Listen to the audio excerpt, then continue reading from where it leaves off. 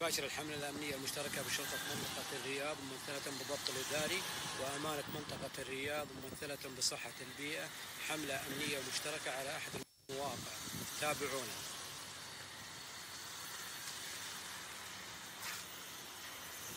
كما تشاهدون الآن في العمالة أو كل العمالة هي مسيطرة.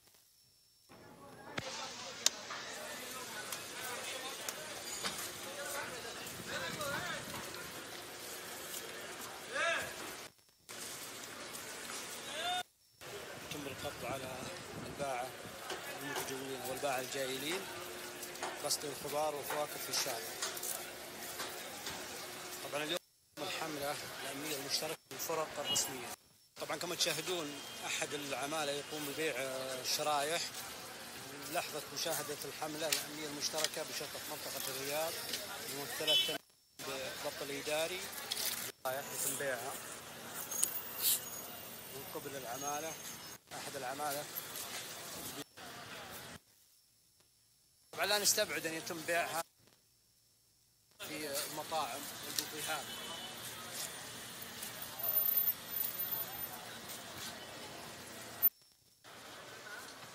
طبعا كما تشاهدون هذه الخضار والفواكه بعمالة مخالفة للأنظمة.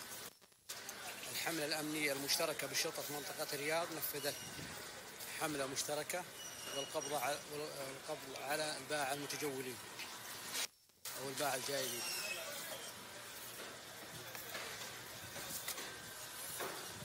هذا غداهم يتناولونه هنا. طبعا يجدون مبالغ مالية في بيع الخضار والفواكه ناهيك عن وجودها في أماكن أكرم الله النعمة.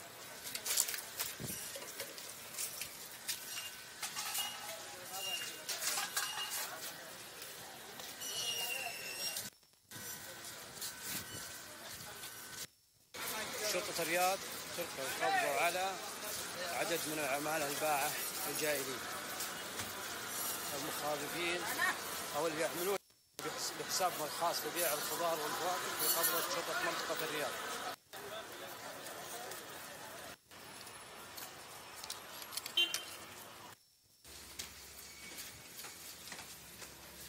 أحد المواقع.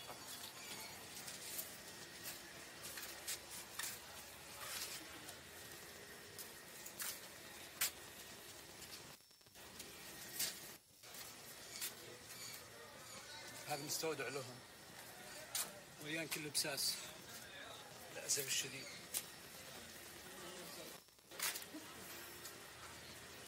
هذا الموقع عبارة عن مستودع للباعة الجائلين. طبعا يمارسون بيع المياه مجهولة المصدر أمام إشارات المرور. طبعا هذا حطوا مستودع مثل ما ذكرت مستودع خاص لهم يفتقد طبعا إلى الاشتراطات الصحية. كذلك يبيعون مثل التمباك. وأيضا هنا طبعا هذا أعتقد كثير من المتابعين يعرفونه واللي ما يعرفه أنا بوضح لكم. هذا يسمى تنبل خاص ببعض الجالية تحديدا البنغاليين عبارة عن زي الدخان. طبعا يحطون عليه بعض الإضافات. طبعا أنا أجهل هذه الإضافات لكن هذه الإضافات تقريبا مجهولة المصدر. أعتقد أنها تجلب من الخارج. هنا جزء من المستودع حقهم. طبعا احنا الآن في موقع آخر أو مستودع للعمالة والباعة الجائلين.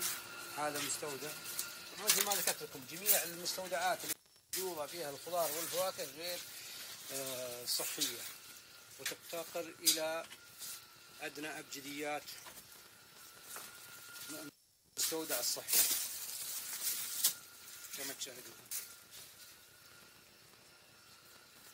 هذا مستودع آخر هنا أيضا. أهم شيء يلدلهم مكان لوضع الخضروات والفواكه. ما يهمهم هل هو صحي ولا غير صحي لأن عمالة تعمل لحسابها الخاص. هنا كما تشاهدون كما تلاحظون شوف سقف المستودع كيف. وهذا دورة مياه. أكرمكم الله وأكرم الله الحضور اللي معي.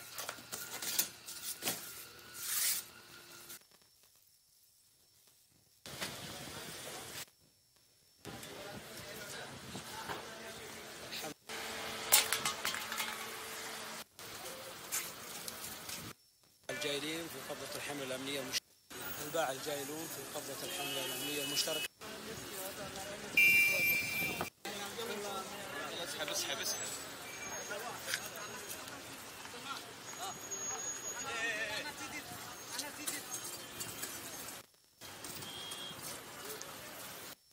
حاول الهروب وتم القبض عليه.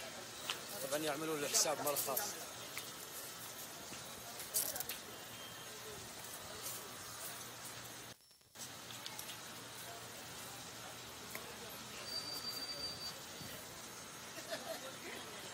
هذا العامل الذي يعمل حساب الخاص.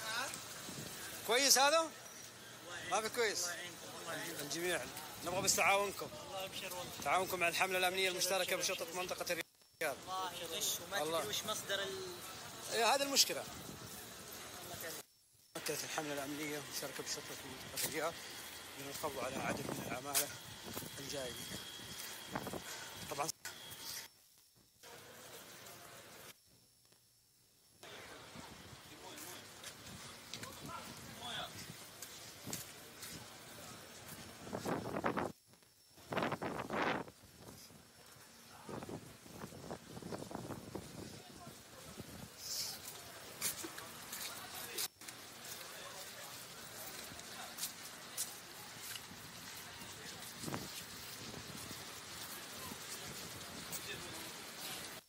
كما تشاهدون هذه للأسف الشديد الورقيات التي تباع في بعض المطاعم.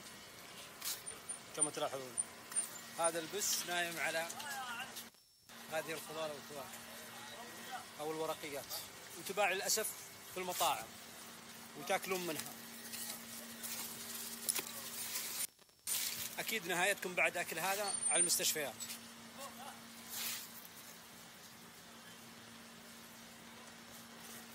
هذا المكان تمارس العمالة التي تعمل لحسابها الخاص في المتاجرة بالورقيات والخضار والفواكه.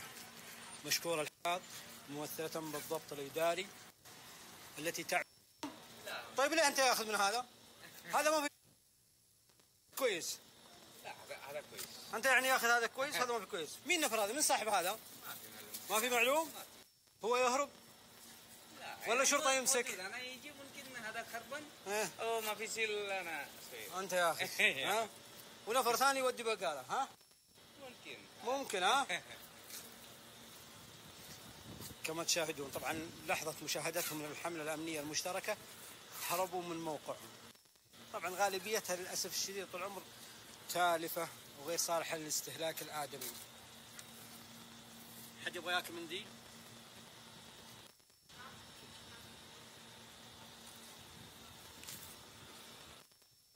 طبعا هذا مستودع لأحد العمالة تعمل لحسابها الخاص في بيع الخضار والفواكه. هنا وضع في هذا المكان.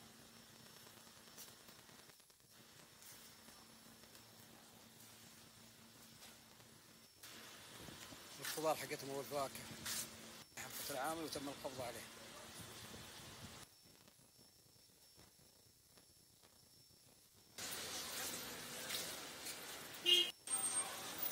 هذا جانب من الخضار بعد ان تم القبض على العمال التي تعمل لحسابها الخاص. طبعا هذا مستودع وضعت العمالة التي تعمل لحسابها الخاص في بيع الخضار والفواكه.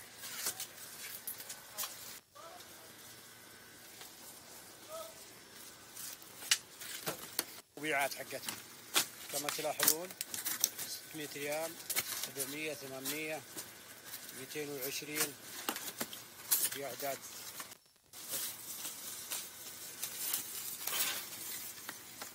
الله يديم النعمة. كما تشاهدون طبعا هذا أكيد بأسباب الحر لأن المفترض هذه تحفظ في ثلاجات. وهنا نفس المواد كارثة.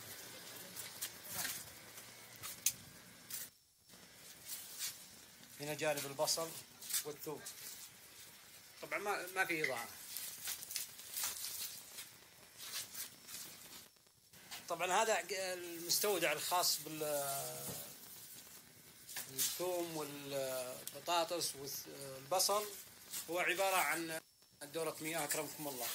كما تلاحظون هذه المياه هذا المروش